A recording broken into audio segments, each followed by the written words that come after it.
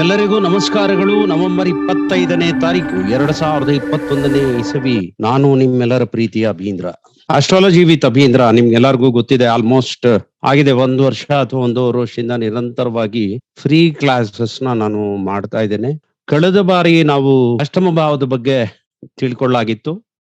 ಹಾಗೆ ಹೊರಕಾರಕತ್ವಗಳೇನು, ಒಳಕಾರಕತ್ವಗಳೇನು, ಇವುಗಳನ್ನ ತಿಳಿಸ್ಕೊಡ್ತಾ ಇದ್ದೆ ನಾನು. ಇವತ್ತಿನ ದಿವಸ ನಾವು ನವಮ ಭಾವದ ಬಗ್ಗೆ ವಿಚಾರ ತಿಳ್ಕೊಳ್ಳೋಣ. ವಾಟ್ ಈಸ್ ನವಮ ಭಾವ, ನವಮ ಭಾವದ ಪ್ರಿಡಿಕ್ಷನ್ಸ್ ಅನ್ನ ಹೇಗೆ ಮಾಡೋದು ಅಂತ. ನವಮ ಭಾವದ ಪ್ರಿಡಿಕ್ಷನ್ಸ್ 2 ಟೈಪ್ಸ್ ಇದೆ ಆಕ್ಚುಲಿ. ಒಂದು ಭಾವ ವಿವೇಚನೆ, ಮತ್ತಿನ್ನೊಂದು ಭಾವಾಧಿಪತಿಯ ವಿವೇಚನೆ.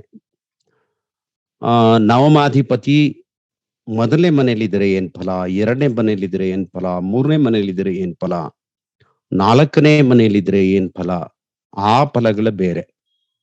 ನಾವು ಆ ಪಾರ್ಟ್ಗೆ ಬಂದಿಲ್ಲ. ನಾವೀಗ ಭಾವ ಫಲಗಳು, ನವಮ ಭಾವ ಹಾಗೂ ಭಾವಾಧಿಪತಿ ಇತರೆ ಭಾವಗಳಲ್ಲಿದ್ರೆ, ಫಾರ್ ಎಕ್ಸಾಂಪಲ್ ಕೇಂದ್ರಗಳಲ್ಲಿದ್ರೆ, ತ್ರಿಕೋಣಗಳಲ್ಲಿದ್ರೆ, ಆಗ ಅದು ಏನು ಫಲಗಳು ಕೊಡುತ್ತೆ ಅನ್ನೋದು. ಅಥವಾ ದುಸ್ಥಾನಗಳಲ್ಲಿದ್ರೆ ಅದು ಏನ್ ಫಲಗಳನ್ನ ಕೊಡುತ್ತೆ ಅನ್ನೋದು. ನವಮಾಧಿಪತಿ ದ್ವಾದಶ ಭಾವಗಳಲ್ಲಿದ್ದಾಗ ಫಲ ಏನು, ಅದು ಬೇರೆ ವಿಚಾರ. ನವಮಾಧಿಪತಿ ಭಾವಗಳಲ್ಲಿದ್ದಾಗ ತಂದೆಯ ವಿಚಾರ ಜಾಸ್ತಿ ಬರೋದಿಲ್ಲ. ಇಲ್ಲಿ ತಂದೆಯ ವಿಚಾರ ಹೆಚ್ಚಿಗೆ ಬರುತ್ತೆ. ಧರ್ಮಸ್ಥಾನಗತೆ ಜೀವೇ ತದೇಶ ಕೇಂದ್ರ ಸಂಸ್ಥಿತೆ ಲಗ್ನೇಶ ಬಲ ಸಂಯುಕ್ತೆ ಬಹುಭಾಗ್ಯವಾಂ ಜಾಯತೆ ನಷ್ಟಂ. ಇದು ಒಂದು ಶ್ಲೋಕ. ಈ ಶ್ಲೋಕದ ಅರ್ಥನ ನಾವು ಮುಂದಕ್ಕೆ ನೋಡೋಣ. ನಿಮ್ಗೆ ಈಗಾಗ್ಲೇ ನಾನು 9ನೇ ಭಾವದ ಬಗ್ಗೆ ಬಹಳ ವಿಚಾರಗಳನ್ನು ತಿಳಿಸ್ಕೊಟ್ಟಿದ್ದೇನೆ. 9ನೇ ಭಾವ ಎಲ್ಲರಿಗೂ ಬೇಕು. ಯಾಕಂದ್ರೆ ಅದು ಅದೃಷ್ಟವನ್ನ ಹೇಳುತ್ತೆ. ಅದೃಷ್ಟ ಯಾರಿಗ್ ಬೇಡ ರೀ, ಎಲ್ಲಾರ್ಗೂ ಅದೃಷ್ಟ ಬೇಕು. ವೆಹಿಕಲ್, ಎಸ್, ಒಳ್ಳೆ ವೆಹಿಕಲ್ ಬೇಕು. RD car, lancer. So that is ಅದೃಷ್ಟ, ಫಾರ್ಚೂನ್. ನಮಗೆ ಹೆಚ್ಚು ಪ್ರಯಾಸವಿಲ್ಲದೆ ಏನಾದ್ರೂ ಲಭಿಸಿದ್ರೆ ಹಾಗೂ ಅದರಿಂದ ನಮ್ಗೆ ಖುಷಿ ಆದ್ರೆ, ಅಥವಾ ಅತ್ಯಂತ ಬೆಲೆ ಬಾಳುವಂಥದ್ದು ನಮ್ಗೇನಾದ್ರೂ ಸಿಕ್ಕಿದ್ರೆ, ದಟ್ ಈಸ್ ಅದೃಷ್ಟ. ಒಳ್ಳೆ ಹೆಂಡತಿ ಸಿಕ್ಕಿದ್ರೆ ದಟ್ ಈಸ್ ಆಲ್ಸೋ ಅದೃಷ್ಟ. ಸರ್ವಜ್ಞ ಹೇಳಿದಾನೆ, ಸ್ವರ್ಗಕ್ಕೆ ಕಿಚ್ಚು ಹಚ್ಚೆಂದ ಸರ್ವಜ್ಞ. ಒಳ್ಳೆ ಹೆಂಡತಿ ಸಿಕ್ಕಿದ್ರೆ ಸ್ವರ್ಗ ಬೇಕಾಗಿಲ್ಲ. You need not paradise, you can burn the paradise. ಅದೃಷ್ಟದ ಪರಿಧಿಗಳು ಬೇರೆ ಬೇರೆ ಇದೆ. ಸಾಲ ಮಾಡ್ಲಿಲ್ಲ, ಸಾಲದಿಂದ ಶೂಲ ಆಗ್ಲಿಲ್ಲ, ನನ್ನ ಹತ್ರ ಹೇರಳವಾಗಿ ಹಣ ಇದೆ, ಅದೃಷ್ಟ. ಒಳ್ಳೆ ಮನೆ ಇದೆ, ಸ್ವಂತ ಮನೆ, ಎಸ್, ದಟ್ ಈಸ್ ಅದೃಷ್ಟ. ನಾವು ಭಾಗ್ಯವಂತರಾಗಿ ಇರುವಂತದ್ದು ಅದೃಷ್ಟ. ಒಟ್ನಲ್ಲಿ ಈ ಅದೃಷ್ಟ ಯಾವಾಗ ಕೆಲಸ ಮಾಡುತ್ತೆ ಅಂದ್ರೆ, 5th ಹೌಸ್ ಚೆನ್ನಾಗಿದ್ರೆ 9th ಹೌಸ್ ಚೆನ್ನಾಗಿ ಕೆಲಸ ಮಾಡುತ್ತೆ. ಯಾಕಂದ್ರೆ ಕಣ್ಣಿಗೆ ಕಾಣದೆ ಇರ್ತಕ್ಕಂಥದ್ದು ಏನೋ ನಮಗೆ ಫಲ ಕೊಡುತ್ತೆ ಅಂತ ನಾವು ಹೇಳ್ತೇವೆ. ನಮ್ಮ ಕಣ್ಣಿಗೆ ಯಾವುದು ಆಕ್ಚುಲಿ ಕಾಣೋದಿಲ್ಲ, ದಟ್ ಈಸ್ ಅವರ್ ಕರ್ಮ. ನಾವು ಕಳೆದ ಜನ್ಮಗಳಲ್ಲಿ ಏನೇನ್ ಮಾಡಿರ್ತೀವಿ, ಅದರಲ್ಲಿ ಒಳ್ಳೆ ಕರ್ಮ ಮಾಡಿರ್ತೀವ, ಕೆಟ್ಟ ಕರ್ಮ ಮಾಡಿರ್ತೀವ, ನಾವು ಈ ಜನ್ಮದಿಂದ ಜನ್ಮಕ್ಕೆ ಹೋಗಿ ನೋಡ್ಲಿಕ್ಕಾಗೋದಿಲ್ಲ. ಮಾಯೆ. ಸೃಷ್ಟಿ ಅಧ್ಯಾಯದಲ್ಲಿ ನಿಮಗೆ ತಿಳಿಸ್ಕೊಟ್ಟಿದ್ದೀನಿ. ಬ್ರಹ್ಮ ಪ್ರಕೃತಿ ಪುರುಷರನ್ನ ಸೃಷ್ಟಿ ಮಾಡಿದ ತಕ್ಷಣ, ಸೃಷ್ಟಿ ಸ್ಥಿತಿ ಲಯವನ್ನ ಸೃಷ್ಟಿ ಮಾಡಿದ ತಕ್ಷಣ ಅಲ್ಲಿ ಒಂದು ಮಾಯೆ ಬರುತ್ತೆ. ಮಾಯೆ, ಇಟ್ ಈಸ್ ಕನೆಕ್ಟೆಡ್ ವಿತ್ ಸಂಸಾರ ಜಗತ್ತು, ಅಂಡ್ ಸಂಸಾರ ಜಗತ್ತು ಇಸ್ ಕನೆಕ್ಟೆಡ್ ವಿತ್ ಪಂಚಭೂತ. ಆ ಮಾಯೆ ಏನ್ ಮಾಡುತ್ತೆ ಅಂದ್ರೆ, ನಮಗೆ ಲಿಂಕ್ ಅನ್ನ ತಪ್ಪಿಸುತ್ತೆ. ತಾಯಿ ಹೊಟ್ಟೆನಲ್ಲಿ ಯಾವುದೇ ಮಗು ಇದ್ದಾಗ ಅದಕ್ಕೆ ಪೂರ್ವ ಜನ್ಮದ ಸ್ಮರಣೆಗಳು ಇರುತ್ತೆ ಅಂತ ಹೇಳಿ ನಮ್ಮ ಶಾಸ್ತ್ರಗಳು ಹೇಳುತ್ತೆ. ಮಗುಗೆ ಪೂರ್ವ ಜನ್ಮದಲ್ಲಿ ಏನಾಗಿದೆ, ನನ್ನ ಕರ್ಮಗಳೇನು ಎಲ್ಲ ಗೊತ್ತಿರುತ್ತೆ. ಆ ಮಗು ತಾಯಿಯ ಹೊಟ್ಟೆಯಿಂದ ಈ ಪಂಚಭೂತ ಪ್ರಕೃತಿಗೆ ಬಂದ ತಕ್ಷಣ ಅದಕ್ಕೆಲ್ಲದು ಮರ್ತು ಹೋಗುತ್ತೆ. ಮರ್ತೋಗಿದ ತಕ್ಷಣ ಈ ಮಕ್ಕಳು ಒಂಥರ ಅಂತ ಅಳ್ತಾರೆ. ನೀವು ನೋಡಿರ್ಬೋದು, ಚಿಕ್ಕ ಮಕ್ಕಳು ಅವು ಅಳೋದು ಅದೊಂಥರ ಸ್ಯಾನ್ಸ್ಕ್ರಿಟ್ ಅಲ್ಲಿ ಕ್ವಾ ಅಂದ್ರೆ ನಾನ್ ಯಾರು ಅಂತ ಶಾಸ್ತ್ರಗಳು ಹೇಳುತ್ತಂತಂದ್ರೆ, ತಾಯಿ ಹೊಟ್ಟೆಲಿದ್ದಾಗ ಮಗು ಗೊತ್ತಿರತ್ತೆ ಯಾರು ಅಂತ. ಈಚೆ ಬಂದ ತಕ್ಷಣ ಮಾಯ ಆವರಿಸುತ್ತೆ. ಆ ಮಗು ಗೊತ್ತಾಗೋದಿಲ್ಲ. ಅವಾಗ ನಾನ್ ಯಾರು ಅಂತ ಒಂದು ಅಳೋದೇನೆ ಆ ತರ ಪ್ರಶ್ನೆ. ಹುಟ್ಟಿದ ತಕ್ಷಣ ನಮಗೆ ನಾವು ಹೋದ ಜನ್ಮದಲ್ಲಿ ಏನೇನು ಸರಿ ಕೆಲಸಗಳನ್ನ ಮಾಡಿದ್ದು, ಏನೇನು ತಪ್ಪು ಕೆಲಸಗಳನ್ನ ಮಾಡಿದ್ದು, ಅಷ್ಟು ನಮಗೆ ಮರ್ತು ಹೋಗುತ್ತೆ. ನಮಗೆ ಮರ್ತು ಹೋಗುತ್ತೆ. ಆದ್ರೆ ಅದು ನಮ್ಮನ್ನ ಮರೆಯೋದಿಲ್ಲ. ಅದು ನಮ್ಮನ್ನ ಫಾಲೋ ಮಾಡ್ತಾ ಇರುತ್ತೆ.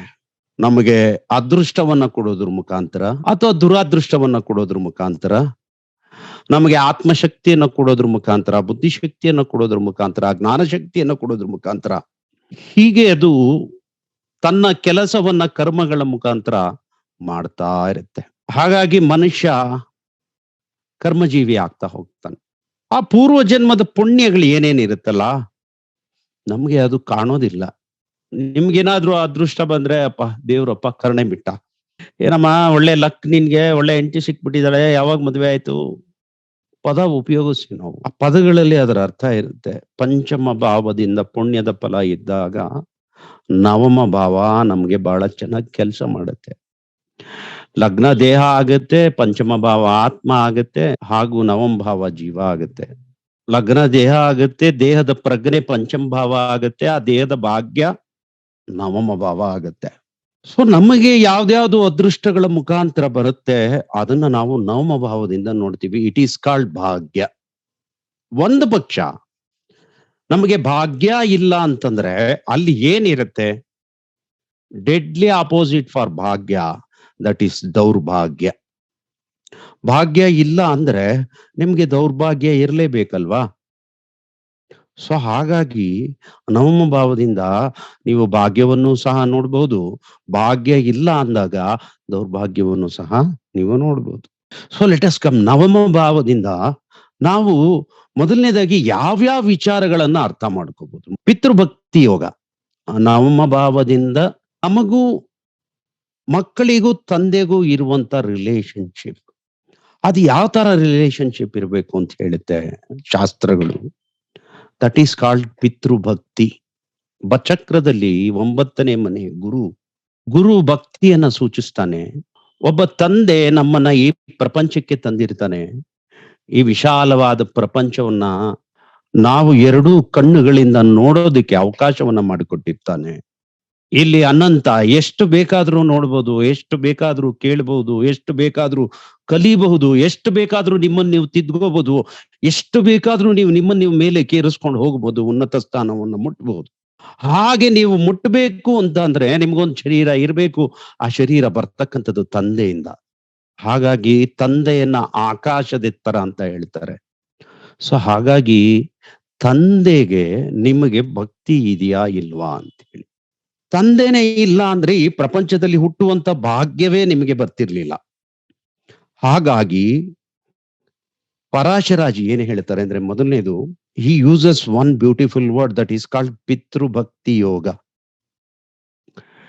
What type of quality relationship that decides the quality of the relationship with the father? Father ಮೇಲೆ ನಮ್ಗೆ ಒಂದು ಭಕ್ತಿ ಇರಬೇಕು. That is called divine relationship. ತಂದೆ ತಾಯಿಗಳನ್ನ ಯಾತಕ್ಕೋಸ್ಕರ ದೇವರಿಗೆ ಸಮಾನ ಅಂತ ನಾವು ಹೇಳ್ತೀವಿ? Because it is called divine relationship. ಮೊದಲನೇದು. ಎರಡನೇದು ಪಿತೃಶಾಸ್ತ್ರವ ಯೋಗ. ಮೊದಲನೇದು ಭಕ್ತಿ, ಡಿವೈನಿಟಿ ಅಂದ್ರೆ ಸರೆಂಡರ್ನೆಸ್. ದಶರಥ ಕೈಕೇಯಿಗೆ ವರ ಕೊಟ್ಟಿರ್ತಾನೆ. ಕೈಕೇಯಿ ಹೇಳ್ತಾಳೆ, ರಾಮನನ್ನ ಕಾಡಿಗೆ ವನವಾಸಕ್ಕೆ ಕಳಿಸ್ಬೇಕು. ರಾಮನಿಗೆ ವಿಚಾರ ಗೊತ್ತಾಗುತ್ತೆ. ಎಲ್ಲ ಬಿಟ್ಟು ನಾರುಮಡಿಯನ್ನ ಉಟ್ಟು ಬಿಲ್ಲು ಬಾಣವನ್ನ ತಗೊಂಡು just he went away to the forest. ನೀವು ಎಷ್ಟು ಮಟ್ಟಿಗೆ ತಂದೆಗೆ ಕ್ವಾಲಿಟಿ ಆಫ್ ರಿಲೇಶನ್ಶಿಪ್ಸ್ ಅನ್ನ ಇಟ್ಕೊಂಡಿರ್ತೀರಿ. ಆ quality of relationship that is called ಪಿತೃಭಕ್ತಿ ಯೋಗ.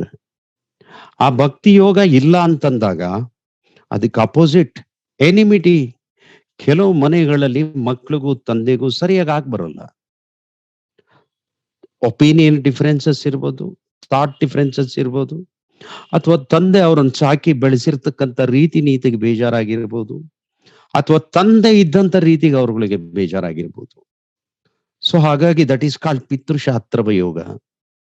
ಅದು ಹೇಗಿದೆ ನಮ್ಗೆ ಅಂತೇಳಿ. ಯೋಗ ಮೀನ್ಸ್ ಯೂನಿಯನ್ ಅಂತ. 1+1 ಒಂದು ಎರಡು ಒಟ್ಟಿಗೆ ಏನ್ ಸೇರ್ಕೊಳ್ಳುತ್ತೆ ಅದು ಸಂತಾನ ಯೋಗ ಅಂತಂದ್ರೆ, ತಾಯಿಯ ಗರ್ಭದೊಳಗೆ ಯಾವಾಗ ಒಂದು ಮಗು ಕುಡಿ ಹೊಡೆಯುತ್ತೆ, ದಟ್ ಈಸ್ ಸಂತಾನ ಯೋಗ. ಕಳತ್ರ ಯೋಗ, ಯಾವಾಗ ಒಂದು ಗಂಡು ಹೆಣ್ಣು ಇಬ್ರು ಮದುವೆ ಆಗಿ ಒಂದಾಗ್ತಾರೆ, ದಟ್ ಈಸ್ ಕಾಲ್ಡ್ ಕಳತ್ರ ಯೋಗ. ಯಾವುದಾದ್ರೂ ಎರಡು ಜೊತೆಗೆ ಸೇರುವಂತದ್ದನ್ನ ಯೋಗ ಅಂತ ಹೇಳ್ತಾರೆ. ಹಾಗೆ ಪಿತೃಭಕ್ತಿ ಯೋಗ ಅಂದ್ರೆ ತಂದೆಗೂ ಹಾಗೂ ನಿಮಗೂ ಮಧ್ಯೆ ಒಂದು ಡಿವೈನ್ ರಿಲೇಶನ್ಶಿಪ್ ಯೂನಿಯನ್ ಆಗ್ಬೇಕು, ದಟ್ ಈಸ್ ಪಿತೃಭಕ್ತಿ ಯೋಗ. ತಂದೆಗೂ ಹಾಗೂ ನಿಮಗೂ ಆ ಡಿವೈನ್ ರಿಲೇಶನ್ಶಿಪ್ ಆಗ್ಲಿಲ್ಲ ಅಂದ್ರೆ ಒಂದು ಡಿಫರೆನ್ಸ್ ಆಫ್ ಒಪಿನಿಯನ್ಸ್ ಬರುತ್ತೆ, ಒಂದು ಡಿಫರೆನ್ಸ್ ಬರುತ್ತೆ. Even though you are father and son, even though you are father and daughter, some difference opinions are there. That difference opinion is noted by astrology, that is called ಪಿತೃಶಾಸ್ತ್ರವ ಯೋಗ. ಮೂರನೆಯದು ಭಿಕ್ಷಾಶಿತ್ವ ಯೋಗ. ಭಾಗ್ಯ ಅನ್ನೋದಿದ್ದಾಗ ಭಾಗ್ಯ ಬಾಳಿಕೆ ಅಂತ ಹೇಳ್ತಾರೆ, that is sustainability. ಈ ಪ್ರಪಂಚದಲ್ಲಿ ಪ್ರತಿಯೊಬ್ಬರಿಗೂ ಆರೋಗ್ಯ ಇರುತ್ತೆ, ಅನಾರೋಗ್ಯ ಇರುತ್ತೆ, ಲಾಭ ಇರುತ್ತೆ, ನಷ್ಟ ಇರುತ್ತೆ, ಒಳ್ಳೇದ್ ನಡೀಬಹುದು, ಕೆಟ್ಟದ್ ನಡೀಬಹುದು. ಒಮ್ಮೆ ಸನ್ಮಾನ ಆಗ್ಬೋದು, ಮತ್ತೊಮ್ಮೆ ಅವಮಾನ ಆಗ್ಬೋದು. ಒಮ್ಮೆ ನೀವು ಅತ್ಯುನ್ನತ ಸ್ಥಾನಕ್ಕೆ ಏರಬಹುದು, ಅಥವಾ ಇನ್ನೊಮ್ಮೆ ನೀವು ಪಾತಾಳಕ್ಕೆ ಇಳಿದು ಬಿಡಬಹುದು. ಆದ್ರೆ ಭಾಗ್ಯ ಅನ್ನೋದು ಇದ್ದಾಗ ನೀವು ಸಸ್ಟೈನ್ ಆಗ್ತಾ ಇರ್ತೀರಾ. ಏನೇ ಕಷ್ಟಗಳು ಬಂದ್ರು again you will get back. ನೀವು ವಾಪಸ್ ಬರ್ತೀರಾ, ವಾಪಸ್ ಬಂದು ಸಮಥಿಂಗ್ ಯು ವಿಲ್ ಅಚೀವ್. ಏನೋ ಈಗೊಂದು 3 ತಿಂಗಳು ನಿಮಗೆ ಕಷ್ಟ ಆಗೋಗಿದೆ, 4 ತಿಂಗಳು ಕಷ್ಟ ಆಗೋಗಿದೆ, ಬೇಡ 6 ತಿಂಗಳು ಕಷ್ಟ ಆಗಿದೆ, again you will re back, you will start to earn the money, you will start to lead the life. ನಿಮ್ಗೆ ಆತರ ಏನು ಮಾಡೋಕೆ ಆಗ್ತಾ ಇಲ್ಲ, ನೀವೇನ್ ಮಾಡಿದ್ರು ನೀರಲ್ಲಿ ಹೋಮ ಆಗ್ತಾ ಇದೆ, ನೀವು ಮುಂದುವರಿಯಕ್ಕೆ ಆಗ್ತಾ ಇಲ್ಲ ಅಂದ್ರೆ ಅಲ್ಲಿ ಲಾಸ್ ಆಫ್ ಭಾಗ್ಯ ಇದೆ ಅಂತ. ಭಾಗ್ಯ ವರ್ಕ್ ಮಾಡ್ತಾ ಇಲ್ಲ ಅಂತ ಅರ್ಥ. ಭಾಗ್ಯ ವರ್ಕ್ ಮಾಡ್ತಾ ಇಲ್ಲ ಅಂದ್ರೆ ನೀವು ಬೇರೆಯವ್ರ ಮೇಲೆ ಡಿಪೆಂಡ್ ಆಗ್ಬೇಕಾಗತ್ತೆ, ಡಿಪೆಂಡೆನ್ಸಿ. ಅದನ್ನ ಭಿಕ್ಷಾಶಿತ್ವ ಯೋಗ ಅಂತ ಹೇಳ್ತಾರೆ. ಅಂದ್ರೆ ನೀವು ಲೈಫ್ ಅನ್ನ ಲೀಡ್ ಮಾಡೋದಿಕ್ಕೆ you have to beg. Beg ಅಂದ್ರೆ ರಸ್ತೆಯಲ್ಲಿ ನಿಂತ್ಕೊಂಡು ಭಿಕ್ಷೆ ಬೇಡೋ ಅಂತದ್ದೇ ಬೆಗ್ ಅಂತ ನೀವು ತಿಳ್ಕೊಬೇಡಿ. ನಿಮ್ಮ ಹತ್ರ ಕೆಲವೊಮ್ಮೆ ಸಾಲದೆ ಬಂದು ಇನ್ನೊಬ್ರ ಹತ್ರಕ್ಕೆ ನೀವು ಕೇಳ್ತೀರ, ಸಾಲ ಕೊಡು ಅಥವಾ ಏನಾದ್ರು ಹೆಲ್ಪ್ ಮಾಡು. ಸೊ ಹೀಗೆ ನಮ್ಮ ಲೈಫು ಎಷ್ಟು ಸೆಕ್ಯೂರ್ಡ್ ಆಗಿದೆ, ಸೆಕ್ಯೂರ್ಡ್ ಆಗಿಲ್ಲ. ಸೊ ದಟ್ ಈಸ್ ಭಿಕ್ಷಾಶತ್ವ ಯೋಗ. 4ನೇದು ಪಿತೃಮರಣ ಯೋಗ. ಯಾಕಂದ್ರೆ ಪಿತೃ ಅಂದ್ರೆ ಧರ್ಮ, ಪಿತೃ ದೇವತೆಗಳಿಂದ ಧರ್ಮ ಬರುತ್ತೆ ಅಂತ. 9ನೇ ಮನೆಯನ್ನ ನಾವು ಪಿತೃ ದೇವತೆಗಳಿಗೆ ಹೋಲಿಸ್ತೀವಿ. ಪಿತೃದೇವತೆಗಳ ಆಶೀರ್ವಾದ ಇದ್ರೆ ನೀವು ಈ ಪ್ರಪಂಚದಲ್ಲಿ ಇಲ್ಲಿ ಬಹಳ ಚೆನ್ನಾಗಿ ಜೀವನವನ್ನ ಮಾಡ್ಬೋದು. ಯಾಕಂದ್ರೆ ಪಿತೃದೇವತೆಗಳು ಬೇರು, ತಂದೆ ತಾಯಿಗಳು ಮರದ ಕಾಂಡ, ಗಿಡ ಮರಗಳು. ಆ ಮಕ್ಳುಗಳಿರ್ತಾರಲ್ಲ ಅವರು ಹೂವು ಹಣ್ಣು ಕಾಯಿಗಳಿದ್ದಾಗೆ. ಈ ಮೇಲ್ಗಡೆ ವೃಕ್ಷ ಚೆನ್ನಾಗಿ ಬೆಳಿಬೇಕಂದ್ರೆ ಕೆಳಗಡೆ ಬೇರು ಚೆನ್ನಾಗಿರ್ಬೇಕು. ಆ ಬೇರು ನೀರನ್ನ ಎಳ್ಕೋಬೇಕು, ಗೊಬ್ಬರನ ಎಳ್ಕೋಬೇಕು. ಬೇರು ಬಲಿಷ್ಠವಾದಷ್ಟು, ನೆಲದೊಳಗೆ ಅದು ಭದ್ರವಾಗಿ ಬೇರೂರಿದಷ್ಟು ಮೇಲ್ಗಡೆ ಗಿಡ ಚೆನ್ನಾಗಿ ಬೆಳೆಯುತ್ತೆ, ಹಸರಾಗಿರುತ್ತೆ. ಹಾಗೆ ಮೇಲ್ಗಡೆ ಇರ್ತಕ್ಕಂಥವ್ರು ನೀವು, ಈಗಾಗಲೇ ತೀರೋಗಿರ್ತಕ್ಕಂಥವ್ರು ನಿಮ್ಮ ಪಿತೃ ದೇವತೆಗಳು. ಸೊ ಅವರಿಗೆ ನೀವು ಮಾಡಬೇಕಾದಂತ ಕರ್ತವ್ಯಗಳು ಏನೇನಿರುತ್ತೆ, ಅವ್ರಿಗೇನೆ ನೀವು ಸತ್ತ ಮೇಲೆ ಕ್ರಿಯಾದಿಗಳನ್ನ ಮಾಡಬೇಕು. ಆ ಕ್ರಿಯೆಗಳನ್ನ ನೀವು ಮಾಡಿದ್ರೆ ಆ ಬೇರಿಗೆ ನೀವು ಅನ್ನ, ಆಹಾರ, ನೀರು, ಗೊಬ್ಬರ ಕೊಟ್ಟ ಹಾಗೆ ಆ ಬೇರಿಗೆ ನೀವು ಕೊಟ್ರೆ ನೀವು ಬೆಳಿತೀರಾ ಅಂತ ಅರ್ಥ. ಸೊ ಹಾಗಾಗಿ ಪಿತೃ ಮರಣ ಯೋಗ. ನಿಮ್ಗೆ ತಂದೆಯ ಒಂದು ಭಾಗ್ಯ ಎಲ್ಲಿವರೆಗೂ ಇರುತ್ತೆ, ತಂದೆ ಜೊತೆಗೆ ಇರ್ತಕ್ಕಂಥ ಭಾಗ್ಯ ನಿಮ್ಗೆ ಎಲ್ಲಿವರೆಗೂ ಇರುತ್ತೆ. ತಂದೆ ಏನಾದ್ರೂ ಹೊಟ್ಟೋಗ್ಬಿಟ್ರೆ ಅದು ಸಹ ದೌರ್ಭಾಗ್ಯನೇ. ಸೊ ಅದನ್ನ ಪಿತೃ ಮರಣ ಯೋಗ ನೋಡ್ತೇವೆ. ನೆಕ್ಸ್ಟ್ 5th ಒನ್ ಈಸ್ ಭಾಗ್ಯೋದಯ ಕಾಲ. ಭಾಗ್ಯ ಇದೆ ಸರ್, ಪ್ರತಿಯೊಬ್ರು ಜಾತಕ ಕೇಳ್ತಾರೆ, ನಿನ್ಗೆ ಈ ಟೈಮಲ್ಲಿ ರಾಜಯೋಗ ಇದೆಯಪ್ಪ, ಈ ಟೈಮಲ್ಲಿ ನಿನ್ಗೆ ಲಕ್ ಇದೆಯಪ್ಪ ಅಂತ ಹೇಳ್ತಾ ಇರ್ತಾರೆ. ಕೆಲವರು ವೇಟ್ ಮಾಡ್ತಾ ಇರ್ತಾರೆ. ಹೇಳಿದ ದೇವಸ್ಥಾನಗಳಿಗೆಲ್ಲ ಹೋಗ್ತಾರೆ, ಕಂಡ ದೇವರಿಗೆ ಕೈ ಮುಗಿತಾರೆ, ಅಭಿಷೇಕ ಮಾಡಿಸ್ತಾರೆ, ಕರ್ಪೂರ ಹಚ್ಚುತ್ತಾರೆ, ಬಗೆ ಬಗೆ ಹೋಮ ಹವನಗಳನ್ನ ಎಲ್ಲ ಮಾಡ್ತಾರೆ. ಸಾರ್ ಬೇರೆ ಜ್ಯೋತಿಷ್ಯವ್ರು ಹೇಳಿದ್ದೆಲ್ಲ ಮಾಡಿದೀವಿ ಸಾರ್, ಯಾವ ಲಕ್ಕೂ ಬರ್ಲಿಲ್ಲ ಸಾರ್. ನಿಜವಾಗ್ಲೂ ಒಬ್ಬ ವ್ಯಕ್ತಿಗೆ ಜಾತಕದಲ್ಲಿ ಭಾಗ್ಯ ಉದಯ ಅನ್ನುವಂಥದ್ದು ಪ್ರಾಮಿಸರಿ ಆಗಿದ್ಯಾ, ಪ್ರಾಮಿಸರಿ ಆಗಿಲ್ವಾ, ಅದು ಬೇಕು ನಮ್ಗೆ. ಅದು ಕೇವಲ D1 ಚಾರ್ಟ್ ಇಂದ ಗೊತ್ತಾಗೋದಿಲ್ಲ ನಮ್ಗೆ. ನೀವು ಷೋಡಶ ವರ್ಗಗೆ ಹೋದ್ರೆ ನಿಮಗೆ ಕಡಾಖಂಡಿತವಾಗಿ ಭಾಗ್ಯೋದಯ ಇದೆ ಇಲ್ಲ ಗೊತ್ತಾಗತ್ತೆ. ನಿಜವಾಗ್ಲೂ ನಮ್ಗೊಂದು ಭಾಗ್ಯೋದಯ ಅಂತ ಇದ್ರೆ ಅದು ಯಾವಾಗ ಬರುತ್ತೆ, ಯಾವ ಟೈಮಲ್ಲಿ ಬರುತ್ತೆ, ಅದನ್ನ ನಾವು ತಿಳ್ಕೊಬಹುದು. ಆ ಭಾಗ್ಯೋದಯ ಇಲ್ಲ ಅಂದ್ರೆ ದೌರ್ಭಾಗ್ಯ ಯಾವಾಗ ಇರುತ್ತೆ ಅದನ್ನ ತಿಳ್ಕೊಬಹುದು. ದಟ್ ಈಸ್ ಕಾಲ್ಡ್ ದೌರ್ಭಾಗ್ಯ ಯೋಗ. ಮತ್ತೆ ಇನ್ನೊಂದು ಅಂಶಗಳನ್ನ ಅವರು ಒಂಥರ ಜುಗುಲ್ಬಂದಿ ತರ ಪರಾಶರಾಜಿ ಹೇಳ್ತಾರೆ. ದಟ್ ಈಸ್ ಭಾಗ್ಯ ಹಾಗೂ ಸೌಭಾಗ್ಯಗಳ ಅಂಶಗಳು. ಯಾರಿಗೆ ಯಾವಾಗ ಭಾಗ್ಯ ಬರುತ್ತೆ, ಯಾರಿಗೆ ಯಾವಾಗ ದೌರ್ಭಾಗ್ಯಗಳ ಬರುತ್ತೆ, ಅವೆರಡರ ಜುಗಲ್ಬಂದಿನ ಎಕ್ಸ್ಪ್ಲೈನ್ ಮಾಡ್ತಾರೆ. ಸೊ ಮೊದಲನೇದು ಪಿತೃಭಕ್ತಿ ಯೋಗ, ಎರಡನೇದು ಪಿತೃಶಾಸ್ತ್ರವ ಯೋಗ, ಮೂರನೇದು ಭಿಕ್ಷಾಶಿತ್ವ ಯೋಗ, ನಾಲ್ಕನೇದು ಪಿತೃಮರಣ ಯೋಗ, ಐದನೇದು ಭಾಗ್ಯೋದಯ ಕಾಲ, ಆರನೆಯದು ದೌರ್ಭಾಗ್ಯ ಯೋಗ, ಏಳನೆಯದು ಭಾಗ್ಯ ಹಾಗೂ ಸೌಭಾಗ್ಯಗಳ ಒಟ್ಟಾರೆ ಅಂಶಗಳು. ಕ್ಲಿಯರ್? ಇಷ್ಟ ಅರ್ಥ ಆಯ್ತಾ? Is there any doubts? ಇಲ್ಲೆಲ್ಲಾದ್ರೂ ಡೌಟ್ಸ್ ಇದ್ರೆ ನನಗೆ ಕೇಳ್ಬಿಡಿ ಯಾರಾದರೂ. 9ನೇ ಮನೆಯ ಒಂದು ರೀಡಿಂಗ್ಸ್ಗೆ ಬರೋಣ ನಾವು. ಈ ರೀಡಿಂಗ್ಸ್ಗೆ ಬರೋದಿಕ್ಕೆ ಮುಂಚೆ ನಿಮ್ಮಲ್ಲಿ ಇರುವಂತ ಜಾತಕಗಳನ್ನ ತೆಗೆದಿಟ್ಕೊಳ್ಳಿ. ನಿಮ್ಗೆ ಪರಿಚಯದವರ ಜಾತಕಗಳನ್ನ ತೆಗೆದಿಟ್ಕೊಳ್ಳಿ. ಬಂಧು ಬಳಗ, ಫ್ರೆಂಡ್ಸ್, ಗೊತ್ತಿರೋ ಯಾವ್ದಾದ್ರೂ ಇರ್ಬೋದು, ಒಂದಷ್ಟು ಚಾರ್ಟ್ಸ್ ಎದುರುಗಡೆಗೆ ಇಟ್ಕೊಳ್ಳಿ. Just D1 chart ಸಾಕಷ್ಟೇ. ಬಟ್ ಅವ್ರ ಬಗ್ಗೆ ಸ್ವಲ್ಪ ಅಂಶಗಳು ನಿಮಗೆ ಗೊತ್ತಿರ್ಬೇಕು. ಗೊತ್ತಿದ್ರೆ ನಾನಿಲ್ಲಿ ಫಲಗಳನ್ನ ಹೇಳ್ತಾ ಹೋಗ್ತೇನೆ. Whether it is right or wrong, ನೀವು ನನ್ನ ಜೊತೆ ಕಮ್ಯುನಿಕೇಟ್ ಮಾಡಬೇಕು, ಟೆಕ್ಸ್ಟ್ ಮಾಡಬೇಕು ನನಗೆ. ಸೊ ನೀವು ಟೆಕ್ಸ್ಟ್ ಮಾಡೋದ್ರಿಂದ ನನ್ಗೆ ನಿಮ್ಗೆ ನಡುವೆ ಒಂದು ಇಂಟ್ರಾಕ್ಷನ್ ಬೆಳೆಯುತ್ತೆ. That is Budha. We will activate Budha, the planet Budha, because communication will happens. ಅದ್ರ ಜೊತೆನಲ್ಲಿ ನೀವು ಎಷ್ಟು ಚೆನ್ನಾಗಿ ಅದನ್ನ ಅರ್ಥ ಮಾಡ್ಕೊಳ್ತೀರಿ, ಗ್ರಹಿಸ್ತೀರಿ, ನೀವೆಷ್ಟು ಚೆನ್ನಾಗಿ ಅದಕ್ಕೆ ಪ್ರತಿಕ್ರಿಯೆ ಮಾಡ್ತೀರಿ, ಅವಾಗ ಗುರು ಆಲ್ಸೋ ಆಕ್ಟಿವೇಟ್. ಚೆನ್ನಾಗಿ ಅರ್ಥ ಮಾಡ್ಕೋಬೇಕಂದ್ರೆ ಚಂದ್ರ ಆಕ್ಟಿವೇಟ್ ಆಗ್ತಾನೆ. ಕರೆಕ್ಟ್ ಆಗಿ ನೀವು ಅದನ್ನ ರಿಪ್ರೊಡ್ಯೂಸ್ ಮಾಡ್ಬೇಕಂದ್ರೆ ಬುಧ ಆಕ್ಟಿವೇಟ್ ಆಗ್ತಾನೆ. ಸೊ ಒಂದು ಕ್ವಾಲಿಟಿ ಆಫ್ ಕಮ್ಯುನಿಕೇಶನ್ ಇಬ್ರು ನಡುವೆ ಇದ್ರೆ ಅಲ್ಲಿ ಗುರು ಸಹ ಆಕ್ಟಿವೇಟ್ ಆಗ್ತಾನೆ. ಸೊ 9ನೇ ಭಾವದ ಬಗ್ಗೆ ನಾವು ಡೀಲ್ ಮಾಡ್ತಾ ಇದ್ದೀವಿ. ಆದ್ರಿಂದ so this is A Sacred time and production. ಅದು ಬಹಳ ಮುಖ್ಯವಾದಂತ ಪ್ರಶ್ನೆ. ಸೊ ಈಗ ಮೊದಲನೇದಕ್ಕೆ ಬರೋಣ.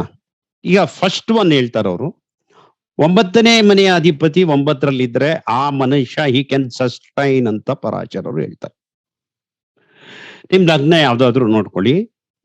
ಲಗ್ನದಿಂದ 9ನೇ ಮನೆಯ ಅಧಿಪತಿ 9ರಲ್ಲೇ ಇದ್ರೆ ಹೀಸ್ ಕ್ವೈಟ್ ಲಕ್ಕಿ. ಏನೇ ಕಷ್ಟ ಬಂದ್ರು he will come back again.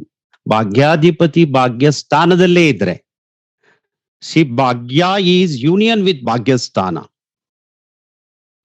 So ಅವ್ರಿಗೆ ಸಸ್ಟೈನಬಿಲಿಟಿ ಚೆನ್ನಾಗಿರುತ್ತೆ. They can fight. ಪಂಚಮ ಎಂದರೆ ಹೂಡಿಕೆ, ಸಪ್ತಮ ಎಂದರೆ ಪಾಲುದಾರಿಕೆ, ಲಾಭ ಎಂದರೆ ಗಳಿಕೆ, ದ್ವಿತೀಯ ಎಂದರೆ ಉಳಿಕೆ, ಭಾಗ್ಯ ಎಂದರೆ ಬಾಳಿಕೆ. ಬಾಳಿಕೆ ಎಷ್ಟು ದಿವಸ ಬಾಳ್ತೀರಾ ನೀವು, ಹೇಗ್ ಬಾಳ್ತೀರಾ, you live in qualified way or unqualified way, ಇದನ್ನ ಬಾಳಿಕೆ ಅಂತ ಕೂಗ್ತಾರೆ. ಸೊ ಭಾಗ್ಯ ಅಂತಕ್ಕಂಥದ್ದು ಇದು ಬಾಳಿಕೆನ ಕೊಡುತ್ತೆ. ಎರಡನೇ ಕಾಂಬಿನೇಷನ್ ಏನ್ ಹೇಳಿತಪ್ಪ, ಅದೃಷ್ಟಕ್ಕೆ ಕಾರಕನಾದಂತಹ ಗುರು. ಹಸ್ಬೆಂಡ್ ಭಾಗ್ಯ ಇದೆ, ಬಟ್ ಅದ್ ವೈಫ್ ಬರುತ್ತಾ ಬರಲ್ವಾ? ವೈಫ್ಗೆ ಆ ಭಾಗ್ಯದಲ್ಲಿ ಪಾಲುದಾರಿಕೆ ಇದೆಯಾ ಇಲ್ವಾ? Yes Vasudevar, yes sir is ಅಂತ ಹೇಳ್ತಾ ಇದ್ದಾರೆ. That is a very good, nice, very very simple. You need not to worry about it. ಎರಡನೇ ವಿಚಾರ ಹೇಳ್ತಾ ಇದ್ದಾರೆ, ಗುರು ಭಾಗ್ಯಸ್ಥಾನದಲ್ಲಿ ಇರ್ಬೇಕಂದ್ರೆ 9ನೇ ಮನೆಯಲ್ಲಿ ಇರ್ಬೇಕು. ಹಾಗೂ ಭಾಗ್ಯಸ್ಥಾನದ ಅಧಿಪತಿ 9ನೇ ಮನೆಯ ಅಧಿಪತಿ ಕೇಂದ್ರದಲ್ಲಿ ಇರ್ಬೇಕು. ಆಯ್ತಾ? ಅದೃಷ್ಟವನ್ನ ಕೊಡ್ತಕ್ಕಂತ ಗುರು ಭಾಗ್ಯದಲ್ಲಿ ಇರ್ಬೇಕು, 9ರಲ್ಲಿ ಇರ್ಬೇಕು. ನೆಕ್ಸ್ಟ್ ಆ ಮನೆಯ ಅಧಿಪತಿ ಸ್ಥಿತಿ ನೋಡ್ಬೇಕಲ್ಲ. ಯಾಕಂದ್ರೆ ಯಾವುದೇ ಒಂದು ಮನೆಯ ಫಲವನ್ನ ಕೊಡುವಂಥವನು ಆ ಮನೆಯ ಅಧಿಪತಿ. Is the ಗಿವರ್, source. ಆ ಸೋರ್ಸ್ ಅನ್ನ ಕೊಡ್ತಕ್ಕಂಥವನೇ ಅವನು. ಅವನ ಹತ್ರ ಎನಫ್ ಸೋರ್ಸ್ ಇದ್ರೆ ಸೋರ್ಸ್ ಕೊಡ್ತಾನೆ ನಿಮ್ಗೆ. ಭಾಗ್ಯ ಅನ್ನೋ ಸೋರ್ಸ್ ಇದ್ರೆ ಸೋರ್ಸ್ ಕೊಡ್ತಾನೆ ನಿಮ್ಗೆ. ಭಾಗ್ಯ ಅನ್ನೋ ಸೋರ್ಸೇ ಇಲ್ಲ ಅಂದ್ರೆ ಅವನು ಏನ್ ಕೊಡ್ತಾನೆ? Is the owner of that house.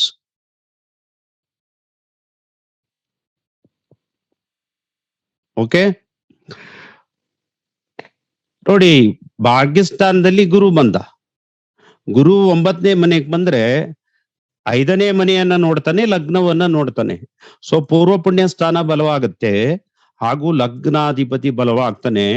ಮತ್ತೆ ಆ ಮನುಷ್ಯ ಒಬ್ಬ ಕ್ವಾಲಿಫೈಡ್ ಮನುಷ್ಯ ಆಗ್ಬಹುದು. That is first thing.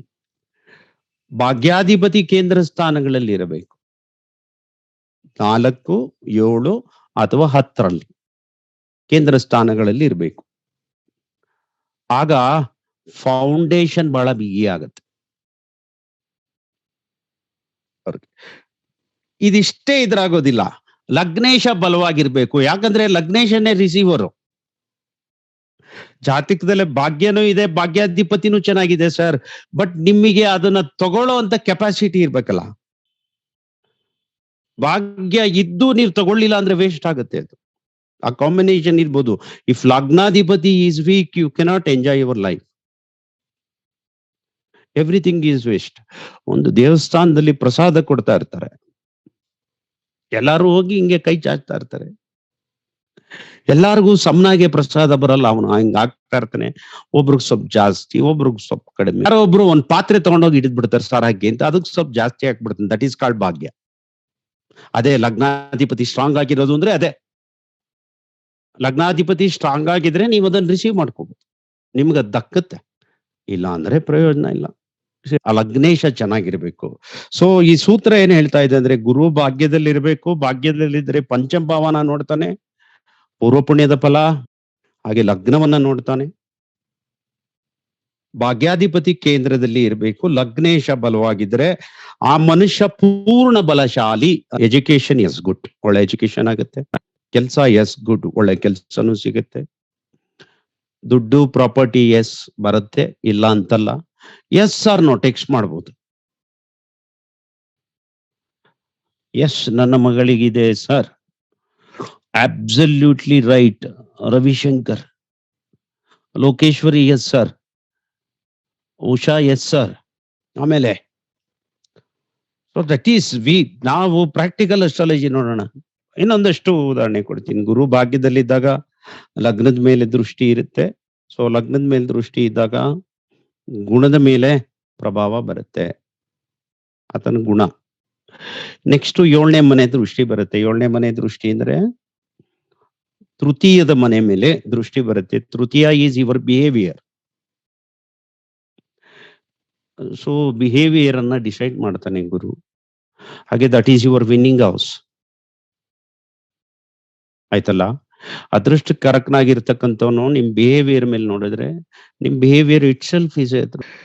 So ತೃತೀಯದ ಮೇಲೆ ಅದು ಬಿಡೋದ್ರಿಂದ ಅಣ್ಣ ತಮ್ಮಂದಿರ ಸೌಖ್ಯ ಸಿಗುತ್ತೆ ಅವ್ರಿಗೆ. ಗುರು ತೃತೀಯ ಭಾವವನ್ನ ನೋಡಿದ್ರೆ ಅವ್ರಿಗೆ ಅಣ್ಣ ತಮ್ಮಂದಿರ ಸೌಖ್ಯ ಸಿಗುತ್ತೆ, ಹೊರಕಾರಕತ್ವ ಅಪ್ಲೈ ಆಗತ್ತೆ.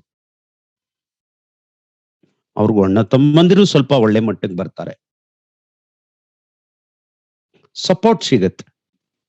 ಸೊ ಪಂಚಮ ಭಾವ ಆಸ್ ಯೂಶುವಲ್ ಮಕ್ಕಳು ಸುಖ ಆಗ್ಬೋದು, ಪ್ರಜ್ಞೆ ಆಗ್ಬೋದು, ಪೂರ್ವ ಜನ್ಮದ ಪುಣ್ಯದ ಫಲ ಆಗ್ಬೋದು. ಇದೆಲ್ಲದನ್ನು ಸಹ 9ರಿಂದ ಗುರು ದೃಷ್ಟಿ ಬಿದ್ದಾಗ ಬರುತ್ತೆ. ಆ 9ನೇ ಮನೆ ಅಧಿಪತಿ ಕೇಂದ್ರದಲ್ಲಿ ಇದ್ರೆ ಆ ವ್ಯಕ್ತಿಗೆ ಇದು ಒಳ್ಳೆ ಫೌಂಡೇಶನ್ ಹಾಕೊಡುತ್ತೆ, ಒಳ್ಳೆ ಫೌಂಡೇಶನ್ ಹಾಕೊಡುತ್ತೆ. ಈಗ ಮತ್ತೆ ಭಾಗ್ಯಾಧಿಪತಿ ಕೇಂದ್ರದಲ್ಲಿ ಎಂದಾಗಿ, ಫಾರ್ ಎಕ್ಸಾಂಪಲ್ ಜಸ್ಟ್ ಒಂದ್ ಮನೆ ತಗೊಳ್ಳೋಣ. 4ನೇ ಮನೆ ತಗೊಳ್ಳೋಣ. 4ನೇ ಮನೇಲಿ ತಗೊಂಡ್ರೆ ಮಾತೃಸ್ಥಾನ ಚೆನ್ನಾಗಿರುತ್ತೆ, ವಾಹನ ಸುಖ ಸಿಗತ್ತೆ. ಯಾಕಂದ್ರೆ ಭಾಗ್ಯಾಧಿಪತಿಗೆ 4ನೇ ಮನೆಗೆ ಬಂದ್ರೆ 4ನೇ ಮನೆ ವಾಹನನೇ ಹೇಳುತ್ತೆ. ಸೊ ಈ ಕ್ಯಾನ್ ಎಂಜಾಯ್ ವಾಹನ ಸೌಖ್ಯ. ಭಾಗ್ಯಾಧಿಪತಿ ಸಪ್ತಮದಲ್ಲಿ ಹೋದ್ರೆ ಒಳ್ಳೆ ವೈಫ್, ಹೆಂಡತಿ ಕಡೆಯಿಂದ ಚೆನ್ನಾಗಿ ಸಪೋರ್ಟ್ ಸಿಗತ್ತೆ ಅವ್ರಿಗೆ. ಪಾರ್ಟ್ನರ್ಶಿಪ್ ಬಿಸ್ನೆಸ್ ಮಾಡ್ತಾರೆ, ಪಾರ್ಟ್ನರ್ಶಿಪ್ ಒಳ್ಳೇದಾಗತ್ತೆ. ಓಕೆ, ದಟ್ಸಿಕ್ ಆಯ್ತಲ್ಲ. ಈಗ ನಮ್ದು 2 ಸೂತ್ರಗಳನ್ನ ಚೆನ್ನಾಗಿ ಅರ್ಥ ಮಾಡ್ಕೊಂಡಿದೀವಿ. ಈಗ we will go for third ಸೂತ್ರ. ಭಾಗ್ಯಾಧಿಪತಿ ಅಂದ್ರೆ 9ನೇ ಮನೆ ಅಧಿಪತಿ ಶುಕ್ರನ್ ಜೊತೆಗಿರ್ಬೇಕು ಅಂತ ಹೇಳ್ತಾರೆ. ಶುಕ್ರನ್ ಜೊತೆಗಿರ್ಬೇಕು. ಎಲ್ಲಿರ್ಬೇಕು? 9ನೇ ಮನೇಲಿ ಇರ್ಬೇಕು. Next Parasharji comes for Jupiter. Jupiter ಲಗ್ನದಿಂದ ಕೇಂದ್ರದಲ್ಲಿ ಇರ್ಬೇಕು ಅಂತಾರೆ. ಇಷ್ಟೇ. ಭಾಗ್ಯಾಧಿಪತಿ ಶುಕ್ರನ್ ಜೊತೆಯಲ್ಲಿ ಇರ್ಬೇಕು, ಗುರು ಕೇಂದ್ರದಲ್ಲಿ ಇರ್ಬೇಕು. ಹಾಗಿದ್ರೆ ಜಾತಕನ ತಂದೆಗೆ ಭಾಗ್ಯೋದಯ ಅಂತ ಹೇಳ್ತಾರೆ. ಜಾತಕ ಹುಟ್ಟಿದ್ಮೇಲೆ ಫಾದರ್ ತುಂಬಾ ಚೆನ್ನಾಗಿ ಆಗ್ಬೋದು, ಅಥವಾ ಜಾತಕ ಹುಟ್ಲಿಕ್ಕೆ ಮುಂಚೆನೆ ಫಾದರ್ ಚೆನ್ನಾಗಿರ್ಬೋದು. ಎಸ್ ಸರ್ ನೋ, ಯಾರ ಕಾಂಬಿನೇಷನ್ ಇದೆ ಗೊತ್ತಿರೋರು ಮೆಸೇಜಸ್ ಮಾಡಿ. ಜಾತಕನ ತಂದೆಗೆ 100% ಪ್ರಾಪರ್ಟಿ ಇರುತ್ತೆ. ಮೊದಲನೇದು ಒಂದು ಗೌರವಾನ್ವಿತ ಸ್ಥಾನ ಇರುತ್ತೆ. 2, ಲೋಕೇಶ್ವರಿ ನಿಜ ಹೇಳ್ತಾ ಇದ್ದಾರೆ, ಸ್ತ್ರೀಯರಿಂದ ಸಹಕಾರ ಸಿಗ್ಬೋದು ತಂದೆಗೆ. ಇಫ್ ಅದರ್ ಪ್ಲಾನೆಟ್ಸ್ ವರ್ಕ್, ಸ್ವಲ್ಪ 2 ಮದುವೆ ಆಗಿದ್ರು ಆಗಿರ್ಬೋದು. ಡೆಫಿನೆಟ್ ಆಗಿ ತಂದೆಗೆ ವಾಹನ ಭಾಗ್ಯ ಇರುತ್ತೆ. ಎಸ್, ಹುಷಾರು ಹೇಳ್ತಾ ಇದ್ದಾರೆ, ಪ್ರಾಪರ್ಟಿ ಇದೆ. ಜೊತೆನಲ್ಲಿ ಬಂದಿರೋ ಪ್ರಾಪರ್ಟಿ ಬೇರೆ, ಅವರೇ ಸ್ವಂತ ಅರ್ನ್ ಮಾಡ್ತಾರೆ. ಶುಕ್ರ ರಾಯಲ್ಟಿಗೆ ಹೆಸರುವಾಸಿಯಾಗಿರ್ತಕ್ಕಂಥ ಗ್ರಹ. ಭಾಗ್ಯಾಧಿಪತಿ ಜೊತೆಗೆ ಶುಕ್ರ ಕನೆಕ್ಷನ್ ಬಂದ್ರೆ ಗುರು ಕೇಂದ್ರಕ್ಕೆ ಬರಬೇಕು. ಇದು ತಂದೆಗೆ ವರ್ಕ್ ಆಗುತ್ತೆ. ಎಸ್, ಸಿದ್ದೇಶ್ವರ್ ಹೇಳ್ತಾ ಇದ್ದಾರೆ, my brother sun 9th house lagna is exalted. Okay, so ಇದು 3ನೇ ಸೂತ್ರ. ಈಗ ತಂದೆಗೆ ಭಾಗ್ಯ ಹೇಳಿದ್ದಾಯ್ತು. ಈಗ ಇನ್ನೊಂದು ಪಾಯಿಂಟ್ ಹೇಳ್ತಾ ಇದ್ದಾರೆ. ನಿಮ್ಮ ಜಾತಕದಲ್ಲಿ 9ನೇ ಮನೆಯಿಂದ 2ನೇ ಮನೆಯಲ್ಲಿ 4ನೇ ಮನೆಯಲ್ಲಿ 2ನೇ ಮನೆಯಲ್ಲೋ ಅಥವಾ 4ನೇ ಮನೆಯಲ್ಲೋ ಮಂಗಳ ಇರಬೇಕು, ಕುಜ ಇರಬೇಕು. ಭಾಗ್ಯಸ್ಥಾನದ ಅಧಿಪತಿ 9ನೇ ಮನೆಯ ಅಧಿಪತಿ ನೀಚನಾಗಿರ್ಬೇಕು ಅಥವಾ ದುಸ್ಥಾನಗಳಲ್ಲಿ ಇರ್ಬೇಕು. 6, 8, 12ರಲ್ಲಿ ಇರ್ಬೇಕು. ಹಾಗಿದ್ರೆ ಜಾತಕನ ತಂದೆಗೆ ತುಂಬಾ ಸಫರಿಂಗ್ಸ್ ಇರುತ್ತೆ. ಇದಕ್ಕಾಗಿ ಬಹಳ ಹೊಡೆದಾಡ್ಬೇಕಾಗಿ ಬರುತ್ತೆ, ತುಂಬಾ ಕಷ್ಟಪಟ್ಟು ಜೀವನ ಮಾಡ್ಬೇಕಾಗಿ ಬರುತ್ತೆ. ಯಾರಿಗಾದ್ರೂ ಇದೆಯಾ ಕಾಂಬಿನೇಷನ್? ನೋಡಿ, ಚೆಕ್ ಮಾಡಿ. ಸೊ 9ನೇ ಮನೆಯಿಂದ 2ನೇ ಮನೆಯಲ್ಲಿ ಅಥವಾ 4ನೇ ಮನೆಯಲ್ಲಿ ಮಂಗಳ ಇರಬೇಕು.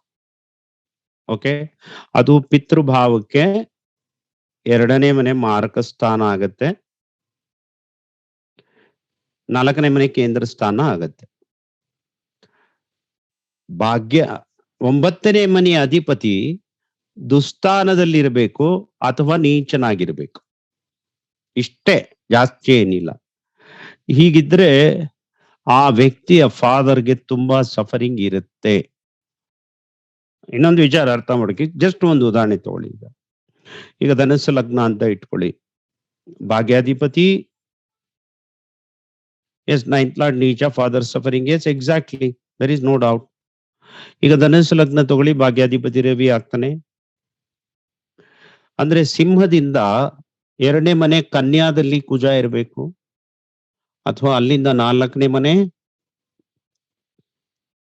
ವೃಶ್ಚಿಕದಲ್ಲಿ ಕುಜ ಇರಬೇಕು.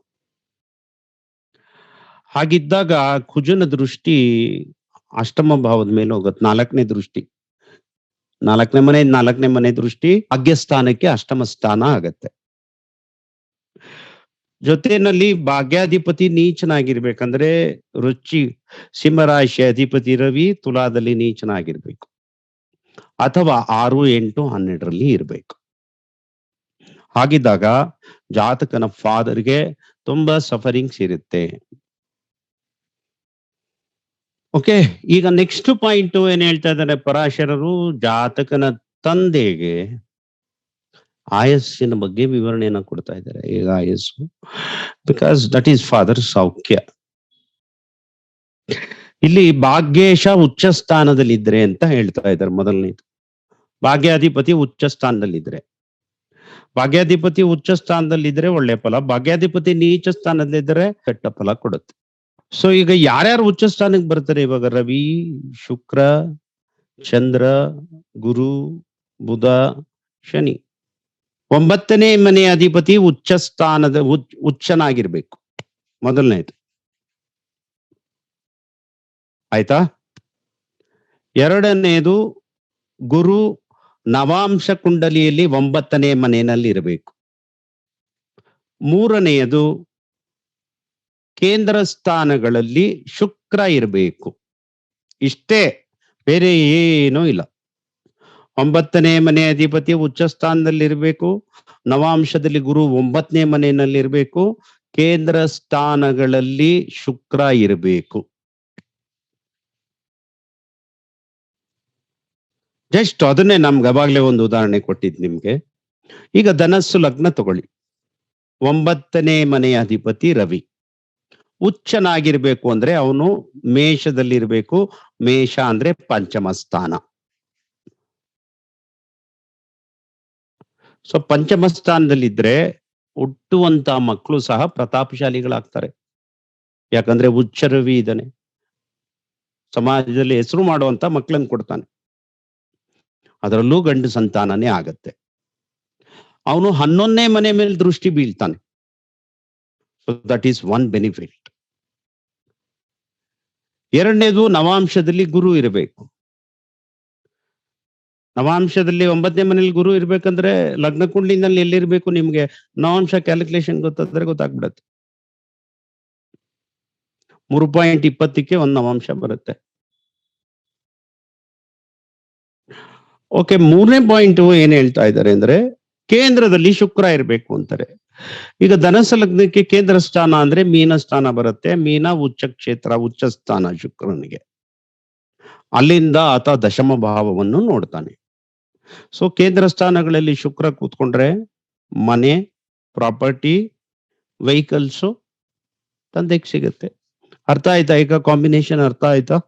ಅರ್ಥ ಆಗಿಲ್ಲ ಇನ್ನೊಂದ್ಸಲ ಎಕ್ಸ್ಪ್ಲೈನ್ ಮಾಡಿ ಅಂದ್ರಲ್ಲ. ಹ್ಯಾವ್ ಯು ಅಂಡರ್ಸ್ಟುಡ್ ನಾವ್?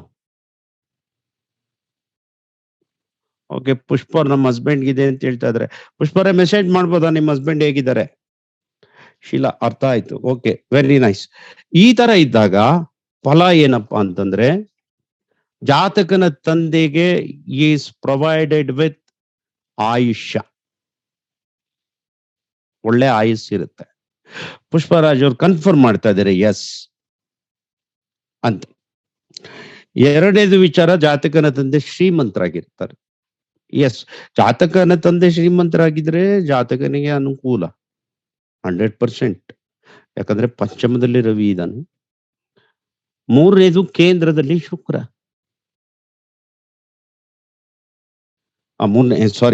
ಮೂರನೇ ಪಾಯಿಂಟ್, ಜಾತಕನ ತಂದೆ ಇದ್ರಿಗೆ ವೆಹಿಕಲ್ಸ್ ಇರುತ್ತೆ, ಒಳ್ಳೆ ವೆಹಿಕಲ್ಸ್ ಇರುತ್ತೆ. ನಾಲ್ಕನೇದು, ಜಾತಕನ ತಂದೆಗೆ ಬಹಳಷ್ಟು ಮರ್ಯಾದೆ ಇರುತ್ತೆ ಆಚೆ ಕಡೆ. ಈಸ್ ಹ್ಯಾವಿಂಗ್ ಹೋಲ್ಟ್, ಬಂಧು ಬಳಗದಲ್ಲಿ ಆಗ್ಬೋದು ಅಥವಾ ಸಮಾಜಗಳಲ್ಲಿ ಆಗ್ಬೋದು, ಆತನಿಗೆ ಒಳ್ಳೆ ಹೋಲ್ಡ್ ಇರುತ್ತೆ. Yes, my husband father is land owner ಅಂತ ಹೇಳ್ತಾ ಇದ್ದಾರೆ. Okay, very nice, good. Okay, so ಈಗ ಈ ಸೂತ್ರ ಮುಗೀತು ನಮ್ಗೆ.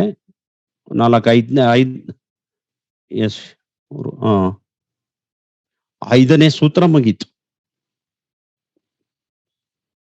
ಈಗ 6ನೇ ಸೂತ್ರಕ್ಕೆ ಬರೋಣ. ಇವಾಗ ಪಿತೃಭಕ್ತಿ ಯೋಗನ ಹೇಳ್ತಾ ಇದ್ವಿ. ಪಿತೃಭಕ್ತಿ ಯೋಗ ಅಂದ್ರೆ ತಂದೆ ಮೇಲೆ ಯಾರಿಗೆ ಭಕ್ತಿ ಜಾಸ್ತಿ ಇರುತ್ತೆ, ತಂದೆ ಮೇಲೆ ಪ್ರೇಮ ಯಾರಿಗೆ ಜಾಸ್ತಿ ಇರುತ್ತೆ, ತಂದೆ ಬಗ್ಗೆ ಯಾರು ಕೇರ್ ತಗೊಳ್ತಾರೆ, ತಂದೆನ ಯಾರು ಜಾಸ್ತಿ ತುಂಬಾ ಕೇರ್ ಇಂದ ನೋಡ್ಕೊಳ್ತಾರೆ, ಅದು ದಟ್ ಇಸ್ ಕಾಲ್ಡ್ ಪಿತೃಭಕ್ತಿ ಯೋಗನ ಹೇಳ್ತಾ ಇದ್ದಾರೆ. ಲಗ್ನದಿಂದ ಪಂಚಮ ಭಾವದಲ್ಲಿ ಅಥವಾ ನವಮ ಭಾವದಲ್ಲಿ ಸೂರ್ಯ ಇರಬೇಕು ಅಂತ ಹೇಳ್ತಾರೆ. ಸಪ್ತಮ ಸ್ಥಾನದಲ್ಲಿ ಭಾಗ್ಯಾಧಿಪತಿ 9ನೇ ಮನೆಯ ಅಧಿಪತಿ ಇರಬೇಕು, ಗುರು ಜೊತೆಲಿ ಇರ್ಬೇಕು ಅಥವಾ ಗುರು ದೃಷ್ಟಿ ಇರ್ಬೇಕು ಅಂತ ಹೇಳ್ತಾರೆ. ಇಷ್ಟೇ, ಎಸ್ ಇಟ್ ಈಸ್ ದೇರ್ ಅಂತ ಹೇಳ್ತಾ ಇದ್ದಾರೆ ಸಿದ್ದೇಶ್ ಅವರು. ಯಾರಿಗಿದೆ ಸಿದ್ದೇಶ್ ಅವ್ರೆ, ನಿಮ್ಗಿದ್ಯಾ ಅಥವಾ ನಿಮ್ ಮಕ್ಳಿಗಿದ್ಯಾ? ಸುಮಾರು ಎಸ್ ಹೇಳ್ತದ್ ನೋಡಿ. ನವಮದಲ್ಲೋ ಅಥವಾ ಪಂಚಮದಲ್ಲೋ ಸೂರ್ಯ ಇರಬೇಕು. ಓಕೆ. ಎರಡನೇದು 9ನೇ ಮನೆಯ ಅಧಿಪತಿ ಸಪ್ತಮದಲ್ಲಿರ್ಬೇಕು, ಗುರು ಜೊತೆಲಿರ್ಬೇಕು ಅಥವಾ ಗುರು ದೃಷ್ಟಿ ಇರಬೇಕು. ಹೀಗಿದ್ರೆ ಜಾತಕನಿಗೆ ಪಿತೃಭಕ್ತಿ ಇರುತ್ತೆ 100%. He give value for his father.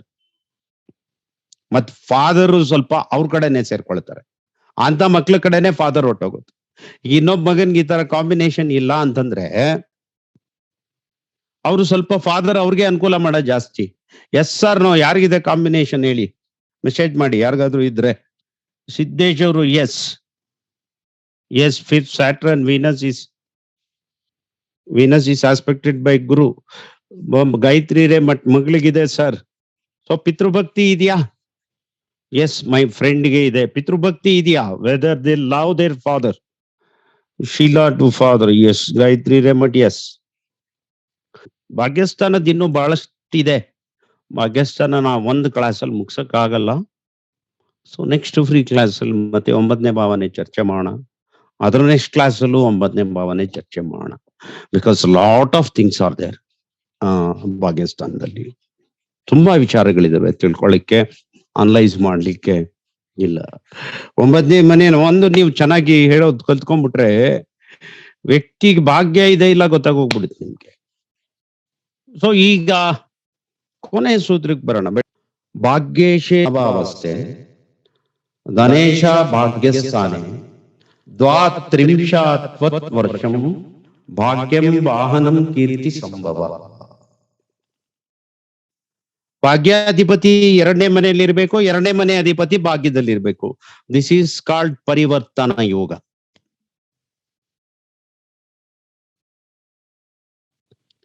ಹೀಗಿದ್ರೆ ಆ ಜಾತಕನಿಗೆ 32ನೇ ವಯಸ್ಸಿನಲ್ಲಿ 32 ಇಯರ್ಸ್ ಸ್ಪೆಸಿಫಿಕ್ ಆಗಿ ಏಜ್ ಅನ್ನ ಮೆನ್ಷನ್ ಮಾಡ್ತಾ ಇದ್ದಾರೆ ಪರಾಜರು.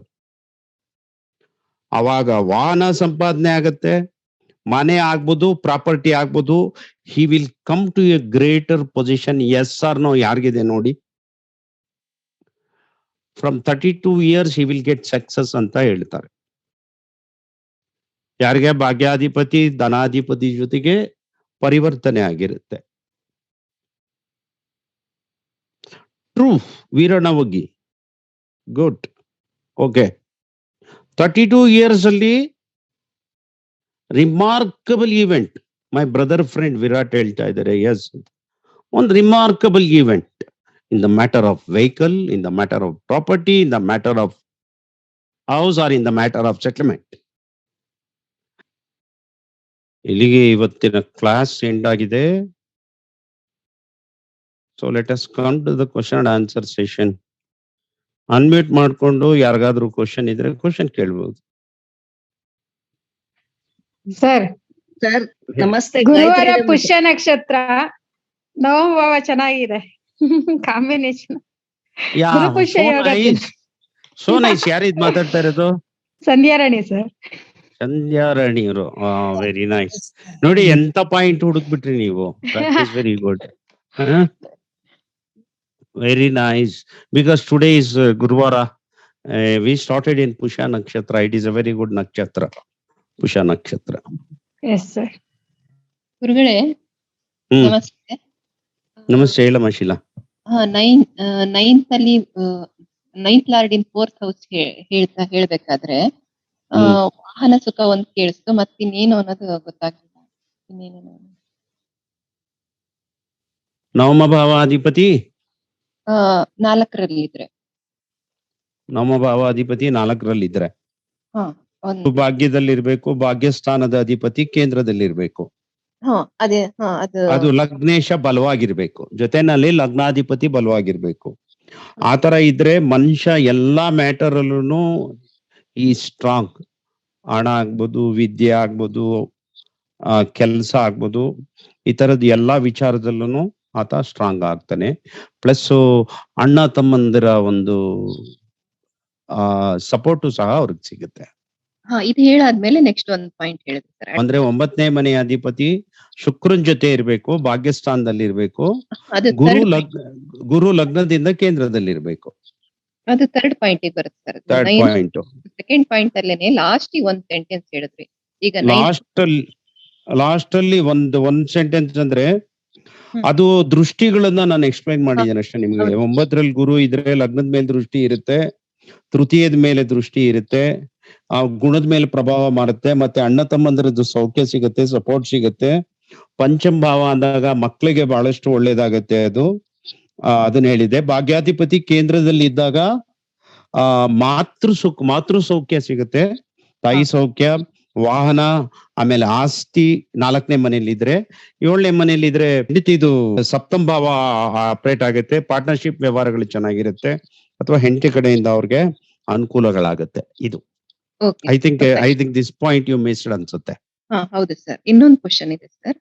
ಈಗ 4ನೇ ಪಾಯಿಂಟ್ ಹೇಳ್ಬೇಕಾರೆ 9ನೇ ಮನೆಯಿಂದ 2 ಅಥವಾ 4ರಲ್ಲಿ ಅಂತ ಹೇಳಿದ್ರೆ ಅದನ್ನ ಹೀಗೆ ಹೇಳ್ಬೋದಿತ್ತಲ್ಲ ಸರ್, ಲಗ್ನದಿಂದ 10ರಲ್ಲಿ ಅಥವಾ 12ರಲ್ಲಿ ಅಂತಾನೆ. ಹಾಗೂ ಹೇಳ್ಬೋದು, ಹೀಗೂ ಹೇಳ್ಬೋದು. ಸ್ವಲ್ಪ ಕನ್ಫ್ಯೂಸ್ ಆಯ್ತು, ಹಾಗಾಗಿ ಡೈರೆಕ್ಟ್ ಆಗಿ ಯಾಕಿಲ್ಲ ಅಂತ ಲಗ್ನದಿಂದ 10th. ಇಲ್ಲಿಗೆ ಇಂದಿನ ಪಾಠ ಮುಕ್ತಾಯವಾಗಿದೆ. ಜ್ಯೋತಿಷ್ಯ ಸೇವೆಯಲ್ಲಿ ತಮ್ಮವ ಅಬೇಂದ್ರ. ನಮಸ್ಕಾರಗಳು.